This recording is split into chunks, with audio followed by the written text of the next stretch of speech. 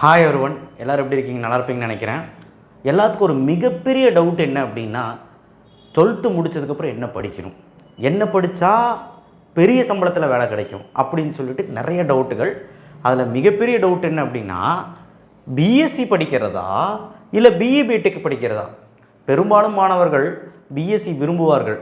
காரணம் என்னன்னா, அவங்க மைண்டில் ஒரு தாட் என்னென்னா ஒரு தாட் இருக்கும். என்னென்னா வந்து பார்த்திங்கன்னா, ஃபீஸ் கம்மியாக நான் வந்து பேசாமல் பிஎஸ்சியை படிச்சுக்கிறேன், ஈஸியாகவும் இருக்கும், சப்ஜெக்டும் கம்மி அப்படின்னு சீனியர்ஸ் சொன்னாங்க, அவங்க சொன்னாங்க, இவங்க சொன்னாங்க சொல்லிட்டு எந்த ஒரு இதுவும் இல்லாமல், நாலேஜ் இல்லாமல் போய் படிக்கிறாங்க.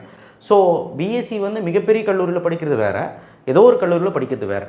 இப்போ டிஃப்ரென்ஸ் புரிஞ்சிருக்கும்னு நினைக்கிறேன். இப்போ பிஎஸ்சி படிக்கிறது நல்லதா இல்லை பிஇ பிடெக் படிக்கிறது நல்லதான்னு இப்போ நம்ம சொல்ல போகிறோம். ஸோ எனக்கு தெரிஞ்சு ரெண்டுமே நல்லது தான். பட் இதில் எது பெஸ்ட், எதுக்கு வந்து பெரிய ஒரு ஸ்கோப் இருக்குது அப்படிங்கிறது பேசிடுவோம். ஏன்னா மிகப்பெரிய ஒரு டவுட் எல்லாத்துக்குமே இருக்குது, பிஎஸ்சியா பிஇ பிடெக்கா அப்படிங்கிறது. இதில் இன்னொரு டவுட்டு எல்லாத்துக்கும் இருக்குது, பிஇ பிடெக்குக்கே வித்தியாசம் தெரியாது நிறைய பேத்துக்கு இருக்குது. ஸோ அதுக்கு ஒரு தனியாக வீடியோ போட்டுரும், வெயிட் பண்ணுங்கள். பட் இப்போ பிஎஸ்சியை பொறுத்த வரைக்கும் பேச்சுலர் ஆஃப் சயின்ஸ், பிடெக் பொறுத்த வரைக்கும் பேச்சுலர் ஆஃப் டெக்னாலஜி, அடுத்தது பிஇ பொறுத்த வரைக்கும் பேச்சுலர் ஆஃப் இன்ஜினியரிங் அப்படின்னு தான் சொல்கிறாங்க. இந்த செக்டார் ஃபுல்லாகவே இன்ஜினியரிங், பிஇ பிடெக் வந்து இன்ஜினியரிங் தான் சொல்லுவாங்க. பிஎஸ்சிங்கிறது பேச்சுலர் ஆஃப் சயின்ஸ், சயின்ஸ்னால் BSc maths, physics, chemistry, computer science, IT, இது போன்ற கோர்ஸுகள் நிறையா இருக்குது. ஃபாரன்சிக் சயின்ஸ், இந்த மாதிரி நிறையா இருக்குது, சொல்லிகிட்டே போகலாம். அதில் எது டாப் மோஸ்ட் அப்படிங்கிறதும் இந்த வீடியோட கடைசியில் சொல்கிறேன். இப்போது பெரும்பாலும் டவுட் என்னென்னா, நான் ஃபீஸ் கம்மியாகவே நான் போய் பிஎஸ்சியில் படித்து ஒரு 3 வருஷம் ஈஸியாகவே படித்து நான் ப்ளேஸ் ஆயிடலாம் அப்படின்னு நினச்சி போகிறான். பட் பிஇ பிடெக் வேண்டாம், ஏன்னா நான் வந்து அங்கே போய் படித்தேன்னா மேக்ஸ் கஷ்டமாக இருக்கும், நிறையா படிக்கணும், நிறைய ஒர்க் அவுட் பண்ணணும், ஃபீஸும் அதிகம், ஸோ எங்கள் அம்மா அப்பாவுக்கு ரொம்ப கஷ்டம் அப்படின்னு சொல்லிட்டு பேரண்ட்ஸுமே நினைக்கிறாங்க, அண்ட் ஆல்சோ ஸ்டூடெண்ட்ஸுமே நினைக்கிறாங்க. ஸோ இந்த விதத்தை ரெண்டு பேருமே கம்பேர் பண்ணும்போது வந்து பார்த்திங்கன்னா, முடிவெடுக்க தெரியாமல் நமக்கு எது கரெக்டாக இருக்கும்னு தெரியாமல் போயிடுறாங்க. நான் என்ன சொல்கிறேன்னா, ரெண்டில் நான் போகிறேன்னா இது நல்லது இது கெட்டதுன்னு நான் சொல்லலை, உனக்கு எது நல்லதுன்னு பாரு, உனக்கு எது சரின்னு படுதுன்னு பாரு, ஓகேவா? ஆனால் டிஃப்ரென்ஸ் நான் சொல்கிறேன், அதுக்கப்புறம் முடிவு நீ எடுத்துக்க, ஓகேவா? இப்போ மேஜர் டிஃப்ரென்ஸ் அப்படின்னா டியூரேஷன் வந்து 4 இயர்ஸ் 8 செமஸ்டர் பிஇ பிடெக்னா, பிஎஸ்சினா டியூரேஷன் 3 இயர்ஸு 6 செமஸ்டர், சரியா? சிலபஸ் எப்படி இருக்கும் அப்படின்னா ரொம்ப ரொம்ப ஹெவியாக இருக்கும், ஏன்னா நிறைய படிக்கிறதுக்கு இருக்கும் அதில், ஓகே? தியரிட்டிக்கல் தான் அதிகமாக இருக்குது. என்ன பண்ணுறது, அண்ணா யூனிவர்சிட்டி அப்படி தான் சிலபஸ் செட் பண்ணியிருக்காங்க. டீம்டு யூனிவர்சிட்டி போனீங்கன்னா தியரிட்டிக்கல் நாலேஜும் இருக்கும், ப்ராக்டிக்கல் நாலேஜும் இருக்கும் அதிகமாக, ஓகேவா? ப்ராக்டிக்கல் ஓரியன்ட் ஸ்டடீஸாக இருக்கும் அதிகமாக, அதான் நான் இப்போ சொன்னேன்.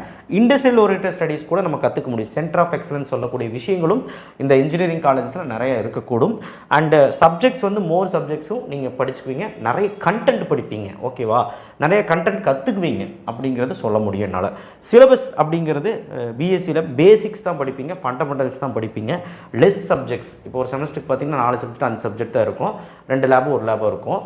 நமக்கு வந்து பார்த்திங்கன்னா பிஇ பிடெக் பார்த்திங்கன்னா 6 சப்ஜெக்ட் இருக்கும், 3 லேப் இருக்கும், சரிங்களா? ஃபைனல் இயர் வர வர கம்மியாகும், பட் ஃபஸ்ட்டு 3 வருஷம் அப்படி தான் இருக்கும், சரிங்களா?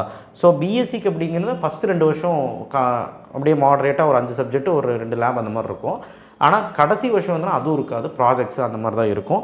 ஸோ ரொம்ப ரொம்ப கம்மியாக இருக்கும், சரிங்க? இப்போ ஃபீஸ் அப்படிங்கும்போது 1.5 lakh to 3 lakhs வந்து பர் இயர் அப்படிங்கிறது வந்து ஒரு சராசரியாக சொல்லப்போனால் ஃபீஸ் வந்து ஆகும்.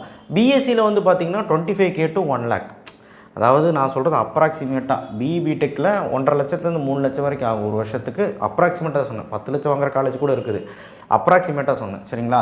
அதே மாதிரி அப்ராக்சிமேட்டாக சராசரியாக சொல்லிட்டு இருக்கிறேன், ஒரு ஒரு ஒரு மீடியன் அப்படின்னு சொல்லுவாங்களா, அதை சொல்லிகிட்டு இருக்கேன். 25K to 1 lakh per year அப்படிங்கிறது சொல்ல முடியும்.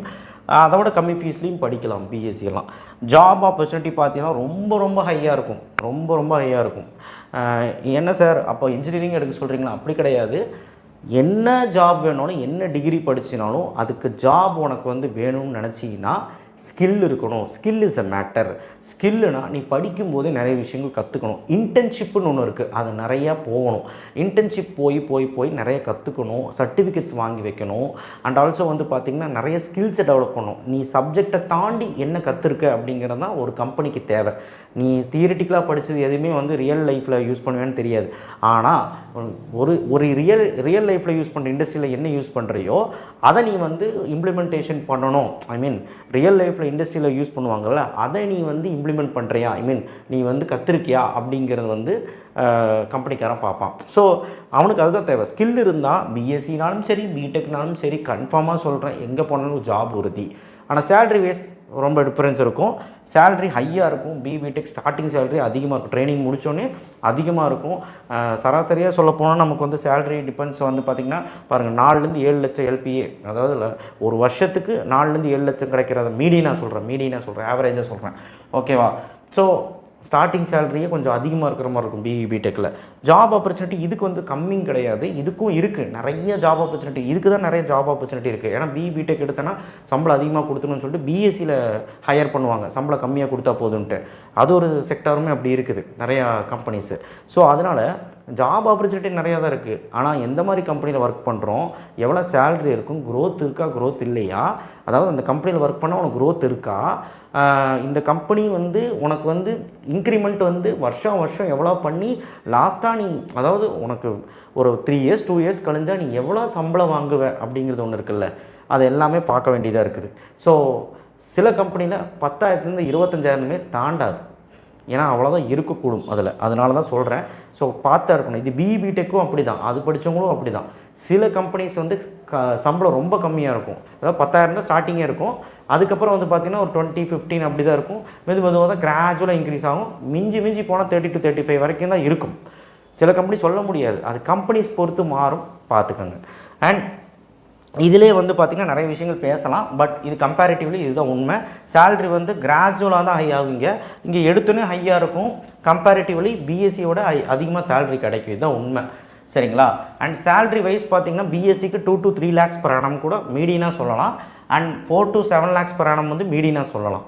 சரி சார், இதெல்லாமே சொல்லிட்டீங்க. இப்போ ரியல் டைம் ஒரு எக்ஸாம்பிள் நான் சொல்கிறேன். ரியல் டைம் எக்ஸாம்பிள்னா என் லைஃப்பில் நடந்தே சொல்கிறேன். நான் இப்போ ட்ரிபிள் முடிச்சிருக்கேன். இப்போ இந்த ட்ரிபிள் முடிச்சிருக்கேன் அப்படின்னா ட்ரிபிள் படிக்க 4 வருஷம் ஆகுமா? இப்போ என் ஃப்ரெண்டு அதே மாதிரி பிஎஸ்சி கம்ப்யூட்டர் சயின்ஸ் படித்தான்.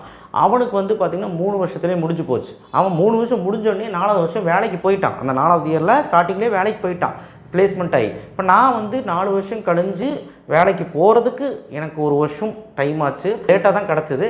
இருந்தாலும் அவன் வந்து 1 year எக்ஸ்பீரியன்ஸ் ஆகிட்டான். யார்? பிஎஸ்சி படித்தவன் வந்து ஃப்ரெண்டு வந்து 1 year எக்ஸ்பீரியன்ஸ் ஆகிட்டான். இப்போ எனக்கு வந்து ஸ்டார்டிங் சேலரி அதிகமாக இருக்கலாம். ஓகேவா? ஒரு எக்ஸாம்பிளுக்கு சொல்கிறேன். எனக்கு வந்து ஸ்டார்டிங் சேலரி ட்ரிபிள் படித்து 4வது வருஷம் கழிஞ்சு 5வது வருஷம் ஒரு வேலைக்கு ஏறும்பொழுது ஸ்டார்டிங் சேலரி அதிகமாக இருக்கலாம். ஆனால் அவன் 2வது வருஷம் 1 வருஷம் எக்ஸ்பீரியன்ஸ் கெயின் ஆகி 2வது வருஷம் உள்ளே போயிருப்பான். அப்படிங்கும்போது அந்த சேலரி வந்து அதிகமோ கம்மியோ அந்த எக்ஸ்பீரியன்ஸ் தான் மேட்டர். அவன் வேலை கற்றுருப்பான், நிறைய விஷயங்கள் தெரிஞ்சிருப்பான், அந்த ப்ராசஸில் பெரிய லெவலில் இருப்பான். கண்டிப்பாக அந்த எக்ஸ்பீரியன்ஸ் அவன் கெயின் பண்ணியிருப்பான் குறுகிய டைமில் படித்து அண்டு ப்ராக்டிக்கலாகவே 2 வருஷம் அவனோட ஜாபில் வந்து எக்ஸ்பீரியன்ஸ் ஆகிருக்கும். அண்டு சேலரியுமே கிராஜுவலாக இன்க்ரீஸ் ஆகிருக்கும். இப்போ நான் வந்து கிட்ட வரனா எனக்கு ஸ்டார்டிங்கே ஹையாக இருந்தாலும் அவனோட ஹையாக இருக்காது. அதுக்கப்புறம் மெதுவாக ஏறும். புரிஞ்சிருக்கும்னு நினைக்கிறேன். ரெண்டும் ஒரே மாதிரி தான். ஆனால் பிஎஸ்சியில் கொஞ்சம் எக்ஸ்பீரியன்ஸ் ஏர்லியராக நம்ம கெயின் பண்ணிக்கலாம், அவ்வளோதான் வித்தியாசம். ஸோ இதுதான் ரொம்ப முக்கியம். அண்ட் பிஎஸ்சினாலும் சரி பிடெக்னாலும் சரி, நீ என்ன டிகிரி படித்தாலும் சரி, நான் சொல்லக்கூடிய ஒரே விஷயம் ஸ்கில்லு தான். இப்போல்லாம் எங்கே பார்த்தா லே ஆஃப்னு சொல்கிறாங்க. ஆனால் வந்து பார்த்திங்கன்னா ஒரு விஷயத்தை கற்றுக்கங்க. உங்ககிட்ட மேட்டர் இருக்கா, உங்ககிட்ட ஸ்கில் இருக்கா, உங்ககிட்ட அந்த கம்பெனிக்கு தேவையான விஷயங்கள் உங்ககிட்ட இருக்கா அப்படின்னு தான் ஒன்று அந்த கம்பெனி விடாது. அதை புரிஞ்சுக்கணும். அப்போ நீங்கள் என்ன பண்ணணும்? வேலை கிடச்சா மட்டும் பத்தாது, அங்கே சர்வே பண்ணுறதுக்கு அப்டேட்டடாக இருக்கணும். அங்கே என்ன ரியல் டைமில் பண்ணுறாங்களோ, அங்கே என்ன ட்ரெண்டில் இருக்கோ, அங்கே என்ன ப்ராசஸில் ட்ரெண்டில் இருக்கோ, அந்த ட்ரெண்டுக்கு ஏற்ற மாதிரி உன்னுடைய விஷயத்தை மாற்றிக்கணும், உன்னுடைய மைண்டை மாற்றிக்கணும், உன்னுடைய ஸ்கில்லை டெவலப் பண்ணணும். இப்பவும் டெவலப் பண்ணணும். அண்ட் ஆல்சோ வேலை கிடச்சதுக்கப்புறம் சர்வே பண்ணுறதுக்கு டெவலப் பண்ணணும். ஏன்னா இது போட்டியான உலகம். நான் பயப்படுத்துறதுக்கு சொல்லலை, இது ரொம்ப முக்கியம். சரியா? 3 விஷயம் தெரிஞ்சுக்கோங்க. இங்கிலீஷ் பேச தெரியணும், கம்யூனிகேஷன் ஸ்கில் ரொம்ப ஸ்ட்ராங்காக இருக்கணும், ஸ்கில்லை எதாவது டெவலப் பண்ணணும். 3 வருஷம் சும்மா இருக்காமல் ஏதாவது ஸ்கில்லை டெவலப் பண்ணி வச்சுக்கணும். பிடெக் படிக்கும்போது 4 வருஷம் ஒரு டைம் கிடைக்கும். ஏதாவது டெவலப் பண்ணி வச்சுக்கணும். ஏதாவது கோடிங் தெரிஞ்சிருக்கணும். சின்னதாக ஒரு கோடிங் தெரிஞ்சாலும் பத்தாது, பெரிய லெவலில் ஏதாவது ஒரு கோடிங் லாங்குவேஜ் தெரிஞ்சிருக்கணும். அதாவது அப்ளிகேஷன் ஓரியன்டாக இருக்கணும். சரிங்களா? அந்த மாதிரி கோடிங் லாங்குவேஜ் எல்லாம் தெரிஞ்சிருக்கணும். ஏதாவது ஸ்கில்லை டெவலப் பண்ணுறதுக்கு ஏதாவது இப்போ ட்ரிபிள் படிக்கிறேன்னா எலக்ட்ரிக்கல் ஓரியன்டாக நீங்கள் எதாவது இன்டர்ன்ஷிப் பண்ணியிருக்கணும். அந்த மாதிரி சில விஷயங்கள் இருக்குது. ஈஸி இருந்தீங்கன்னா அதுக்கு ஓரியன்டாக எதாவது இன்டர்ன்ஷிப் பண்ணியிருக்கணும். இன்டர்ன்ஷிப்பே நிறைய பண்ணலாம். ஆனால் நிறைய பேர் அதெல்லாம் பண்ணுறதே கிடையாது. சில காலேஜில் சப்போர்ட்டும் பண்ணுறதில்ல. ஸோ இதெல்லாம் ரொம்ப ட்ராபேக்காக இருக்குது. இதை வந்து நீங்கள் வந்து உங்கள் ஃப்ரெண்ட்ஸ் சர்க்கிள் வச்சும் பண்ணலாம். உங்கள் சொந்தக்காரங்க யாராவது பண்ணுறாங்க, இல்லை உங்கள் ஃப்ரெண்டோட மாமா இல்லை ஃப்ரெண்டோட சொந்தக்காரங்க யாரோ பண்ணுறாங்க, கம்பெனி வச்சுருக்காங்க அப்படின்னா, கம்பெனியில் வேலை பண்ணுறாங்கன்னா அது மூலிமா நீங்கள் போய் என்ன பண்ணிக்கலாம், அதாவது ஃப்ரெண்ட்ஸ் மூலிமா என்ன பண்ணிக்கலாம், இன்டர்ன்ஷிப் நீங்கள் போகலாம். இப்போல்லாம் பே பண்ணி நம்ம இன்டர்ன்ஷிப் கற்றுக்கிட்டு சர்டிஃபிகேட் கொடுக்கலாம், சர்டிஃபிகேட் வாங்கிட்டு வந்தாலும் அப்படின்னு நினச்சிட்டு இருக்காங்க.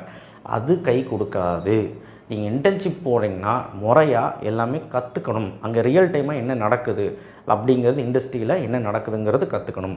இதெல்லாம் தாண்டி தான் உங்களுக்கு அந்த வேலை வாய்ப்பே அமையும். பார்த்துக்கோங்க, சரிங்களா? உங்கள் ப்ரொஃபைல் பயங்கரமாக இருக்கும். உங்கள் ப்ரொஃபைல் வந்து பயங்கரமாக இருக்கும், சரிங்களா? என்ன தான் வந்து உங்களுக்கு இவ்வளோ சிஜிபிஏ இருக்குது, 12th நல்ல மார்க்கு, 10th நல்ல மார்க் இருக்குது, எல்லா சப்ஜெக்ட்லையுமே கிளியர் பண்ணிட்டேன், ஹிஸ்ட்ரி ஆஃப் கரியர் கிடையாது அப்படிங்கிற சொன்னாலும், உங்களுக்கு அந்த ப்ரொஃபைல் ஸ்ட்ராங்காக இருக்கணும்னா ஸ்கில் டெவலப் பண்ணணும். நிறையா சர்டிஃபிகேட்ஸ் வச்சுருக்கணும். ஐ மீன் சர்டிஃபிகேட்ஸ் மேட்டர் கிடையாது, ஸ்கில்லு தான். பட் இருந்தாலும் இந்த சர்டிஃபிகேட் வந்து அதில் அந்த ப்ரொஃபைல் ரெடி பண்ணுறதுக்கு வேணும் இல்லையா? அண்ட் இன்டர்ன்ஷிப் ரொம்ப முக்கியம். அண்ட் செல்ஃப் ஸ்கில், அதாவது உங்களுடைய ஸ்கில்லை டெவலப் பண்ணுறதுக்கு நீங்கள் ஏதாவது கற்றுருக்கணும். அண்ட் கம்யூனிகேஷன், இங்கிலீஷ் நல்லா பேச தெரிஞ்சிருக்கணும். இதெல்லாம் ரொம்ப ரொம்ப முக்கியம். ஸோ அதனால் இது பெருசா அது பெருசாங்கிறத விட நீ என்ன பண்ணுறங்கிறது யோசித்து கரெக்டாக பண்ணினா எது படித்தாலுமே நீ பெஸ்ட்டாக வருவேன். இதுதான் ரொம்ப ரொம்ப முக்கியம். அண்ட் நான் டிஃப்ரென்ஸ் சொல்லிட்டேன், இனி முடிவெடுக்க போகிறது நீ. சரி, பிஎஸ்சிலே டாப்பான கோர்ஸ் எது? பிடெக்கில் நான் தனியாக சொல்கிறேன். பிடெக்கில் இன்ஜினியரிங்கில் டாப் கோர்ஸ் அப்புறம் சொல்கிறேன். சிஎஸ்சி அதிக விரும்பி எடுக்கிற கோர்ஸ் வந்து CSC, computer science, IT, information technology, AI and data science, artificial intelligence and data science, AML, artificial intelligence and machine learning. இது எல்லாமே ஸ்கோப்பில் இருக்குது. அதாவது நான் 3 வருஷம் கழிஞ்சு நீங்கள் இப்போ வேலைக்கு போகிறதுக்கு பயங்கர ஸ்கோப்பில் இருக்கும். சிஎஸ்சி ஓரியன்ட் கோர்ஸ் எடுத்தாலும் நல்ல ஸ்கோப் இருக்குது. ஆனால் ஒன்று தெரிஞ்சுக்கோங்க, நான் முதல்ல சொன்ன மாதிரி உன்னுடைய ஸ்கில் எப்போவுமே வந்து அப்டேட்டட் ஆகிட்டே இருக்கணும். அப்போ தான் வந்து பார்த்திங்கன்னா கண்டிப்பாக நீங்கள் சர்வே பண்ண முடியும் நல்ல சேலரியில். ஃபாரன்சிக் சயின்ஸ் இதுலேயுமே நீங்கள் போகலாம். ஃபுட் டெக்னாலஜி அதுவுமே நல்லா இருக்குது. பிஎஸ்சி ஃபிசிக்ஸ், கெமிஸ்ட்ரி, மேக்ஸ் படிக்கிறது மூலியமாக டீச்சிங் லைனில், ரிசர்ச் லைனிங்கில் போகலாம். ஸோ அப்படிங்கும்போது சில விஷயங்கள் நிறைய பேருக்கு, இதை தாண்டி நிறைய கோர்ஸுகளும் இருக்குது பிஎஸ்சியில். ஸோ இது எல்லாருமே அதிக மாணவர்கள் விருப்பப்பட்டு எடுத்த கோர்ஸ் அப்படிங்கிறதுனாலையும் நல்ல ஸ்கோப், ஒரு டீசெண்டான ஸ்கோப் இருக்கும் தான் நான் அதில் போட்டிருக்கேன். Okay, thank you. ஷேர் பண்ணுங்கள், சப்ஸ்கிரைப் பண்ணுங்கள், மறக்காமல் பெல் ஐக்கனை ப்ரெஸ் பண்ணுங்கள். இந்த வீடியோ உங்களுக்கு ஒரு சின்ன ஒரு விஷயத்தை ஸ்பார்க் உண்டாக்கியிருக்கும்னு நினைக்கிறேன். சின்ன வித்தியாசம் தெரிஞ்சிருக்கும். இப்போ உங்களுக்கு டவுட் வந்திருக்கும், 12th முடித்தோன்னே இன்ஜினியரிங் போகலாமா, பிஎஸ்சி போகலாமா டவுட் வந்திருக்கும்ல, அவங்களுக்கு இப்போ ஏதாவது புரிஞ்சிருக்கும்னு நினைக்கிறேன். ஸோ கண்டிப்பாக இந்த வீடியோவை சப்ஸ்கிரைப் பண்ணிவிட்டு கீழே சப்ஸ்கிரைப் பண்ணிட்டு லைக் பண்ணுங்கள். வாட்ஸ்அப் சேனல் லிங்க்கில் வந்து ஜாயின் பண்ணுங்கள், சரிங்களா? தேங்க்யூ.